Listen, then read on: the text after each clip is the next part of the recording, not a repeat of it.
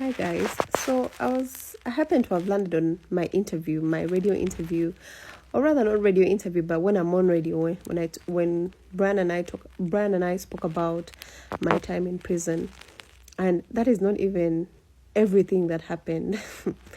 But anyways, I landed on some of the content on TikTok. So I was going through the comments, and there were so many people were saying, "But what did she expect? I mean, did she think it was a 5-star hotel? Did she think it was luxury? Did you think you're going to have a comfortable life in there?" And it made me realize that you people, some of you people are the type of people that you probably come from households where the maid eats different food from the rest of you.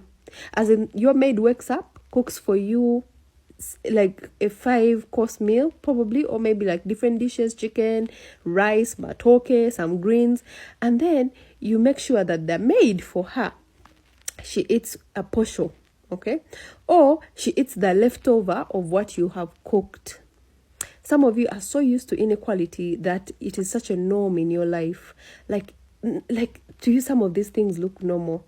But anyways, let me get to the gist of this video. Even in prisons, human dignity is something that we must preserve. It is a bare minimum. It is not a luxurious thing. Your dignity, whether outside or inside, is something that must be preserved. Do you understand? We were in a place where there is no running water. Meanwhile, with a toilet that doesn't flush. Either some night, in fact, water and electricity were not a consistent thing. Do you understand? Now imagine being stuck in a place where there is no running water. I mean, yes, you make do with the circumstances, but imagine that. Imagine being in a place where you can't even buy a necessity, like sandals, like toothbrush, like toothpaste. Imagine being in a place where the quality of food you eat is like the lowest. It is not food that is fit for human beings. You eat it for survival, of course, but it is not fit. Imagine being in a place where someone is willing to do your chores for you when they assign you chores, just so you can give them sugar, maybe half a kilo, maybe even a few spoonfuls, maybe a loaf of bread. Imagine that. Inequality is a serious thing, even in places like prisons, which are considered to be rehabilitation centers. Omanye. Sometimes these are things you may not understand until you have been there.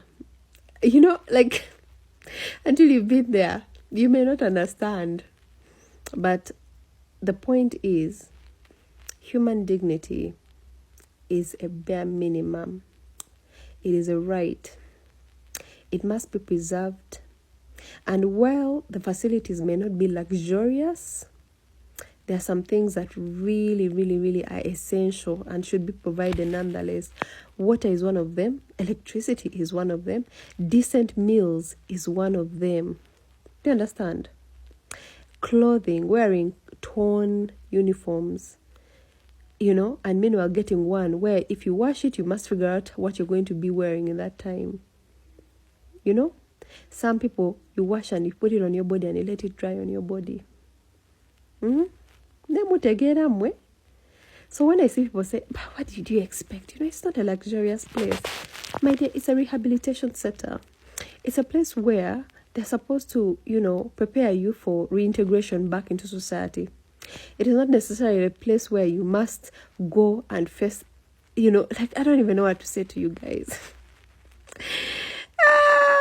Some of you, I thought I was privileged, but when I read these comments, I was like, maybe there are people who are way privileged than I am and truly cannot see the privilege they actually have. Anyways, I hope you never have to encounter inequality. Or at least if you do, hopefully you never see it plainly, because, ignorance is bliss. Bye.